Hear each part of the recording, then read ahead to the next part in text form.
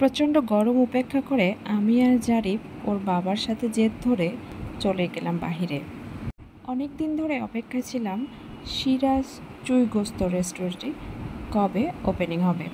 আমার যা রেকমেন্ড করেছিল খুলনার চুই ঝালের যে আসল টেস্টটা, এটা নাকি সিরাজ চুই গোস্তে মোটামুটি ভালো পাওয়া যাবে।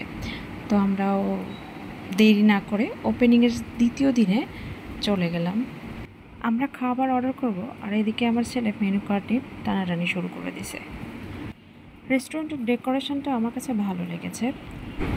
রেস্টুরেন্টে যেহেতু ওপেনিং ছিল আর আমরাও গিয়েছিলাম সন্ধ্যায়, তাই কিছু খাবার শেষ হয়ে গিয়েছিল এবং কিছু খাবার তারা এখনও ইনক্লুড করেনি।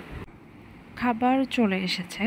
আমরা অর্ডার করেছিলাম সাদা ভাত, ডাল ভর্তা, আর এখানে ঘি, এটা আনলিমিটেড, মরিচ ভর্তা। আর এই ভর্তা প্লাস ঘি, এটা যে কী মজা লাগে খেতে!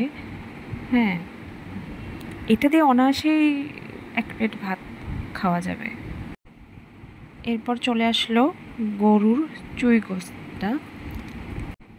আমি প্রথমবারের মতো মানে চুই গোস্তটা খাচ্ছি আর কি। তো আমার কাছে ভালো লেগেছে, বলতে গেলে মোটামুটি ভালো, অনেক ভালোই লেগেছে। এটা হলো চুই ঝাল। যদিও আমি ঝাল পছন্দ করি, কিন্তু তারপরও খাবার পরে আমার প্রচণ্ড ঝাল লাগছে, এবং এই পান মশলাটা একটু মুখে নেওয়ার পরে ঝালটা একটু কমছে আর কি। আল্লাহ হাফেজ।